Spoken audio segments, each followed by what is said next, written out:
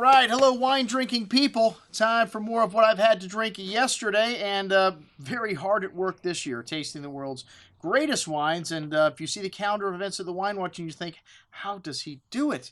Some events, there are two events on the same night. Can he be in two places at once? No, but I can still taste the wines from both places.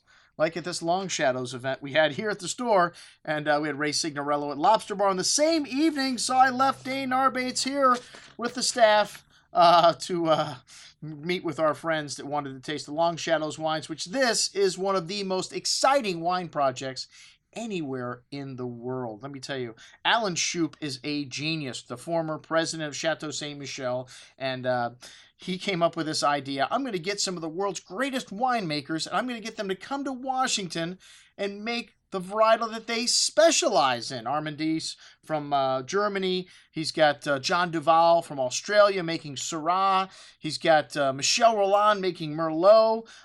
He's got Augustin Huneeus making Cabernet Sauvignon, along with Philippe Melka. And Randy Dunn also doing a Cabernet blend from Napa. Like I said, kudos to Alan Shoup for coming up with such a great idea, and then executing on it, because these wines are all in the bottle. They're not just like celebrity wines. These guys have Gilles Nicot that they work with at Long Shadows, and this guy makes, well, Chester Kidder, a wine of his own, which is pretty damn good. I would say as good as any of the other wines in the portfolio. And then they've got this Nine Hats label with Nine Hats. I mean, these wines are under $15, just incredible values. The Pinot Gris, what a great little light and pleasant style of Pinot Gris with some nice Asian pear and white peach note on the fruit. Just a touch of sweetness in the middle, but bone dry at the end, and a nice little bit of tongue-tingly minerality here. Just an excellent little value.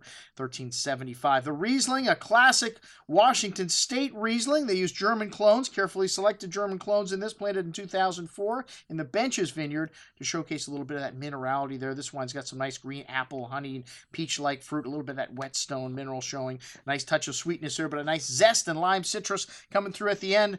Very simple but pleasant.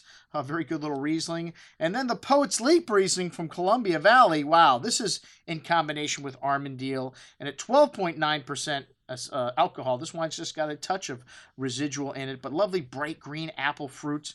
And this wine has got a nice floral component to it. Really nice dry finish, though. You get a little bit of sweetness of fruit in the mid-palate, but at the end, bone dry. It's got great acidity, a lovely hint of that floral note coming out at the end, and just that tongue-tingly minerality. Really nice and fresh lemon, lime, zesty citrus fruit, that little briny character. Excellent juice. And just a few dollars more, $21. Then we got the Nine Hats Red, which this is a multi-layered blend, which is all 5 Bordeaux varietals, and then they have Syrah thrown in there. Little savory notes of Syrah coming through on the nose. Some lovely ripe cherry and plum fruit, some herbs, and hints of toasty oak spice. A very good little entry-level blend at $27, a little bit more expensive than the whites in this lineup, but still a relative value. And look at the other reds, half the price of the Saggi, which is collaboration rather, with one of Tuscany's oldest and most prestigious wine families, Ambrogio and Giovanni Folinari.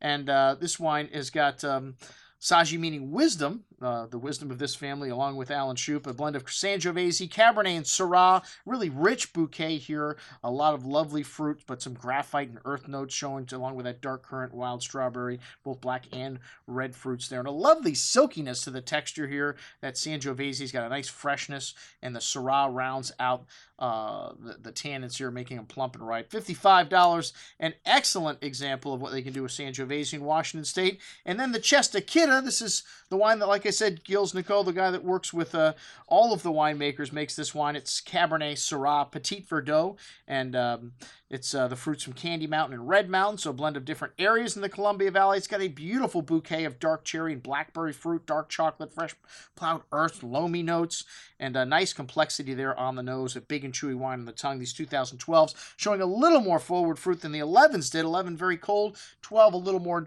normal, a little warmer vintage, but still very balanced, and lovely nuance in this wine. Most excellent juice. Like I said, I like the Chester Kidder as good as any of the wines in a lineup, like the Pirouette, which is Philippe Melka and Augustin Huneeus Sr., and these guys combine old world wine making technique with new technology, and small lots of Cabernet Sauvignon and various other Bordeaux varietals. And this wine's got a beautiful complex bouquet of cedar, cigar box spice, currants, dark plum, dark chocolate, fresh earth. Really nice complexity. A good amount of tannins here showing on the tongue, but plenty of fruit, that lovely cigar box spice and fresh earth. Really most excellent juice at $64.75. And then the sequel, 2013, of course, made in collaboration with the great John Duvall, formerly the winemaker for Penfolds Grange.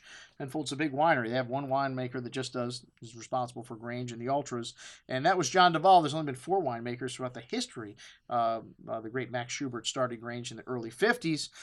This wine, your classic Shiraz from Washington State, though, very intense bouquet, blackberry liqueur, fresh crushed rock-like earth aromas, black licorice, violets, a really complex and big bouquet of aromas, and big and chewy on the tongue. These 13s also a very forward and ripe vintage, lovely velvety tannins, very long finish, that black licorice and spice from the nose showing at the end.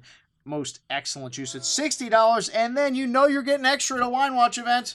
That's right, Andre and Ken, our good friends who attended the event, brought the 2005 sequel just to show people how well these wines age. And this wine really showing beautifully. The tannins really soft and round. Very explosive fruit. But thank you, Andre and Ken, for giving us extra at our Long Shadows event. I'm your host, Andrew Lampasoni, signing off for the Wine Watch, saying remember, always drink the good stuff first.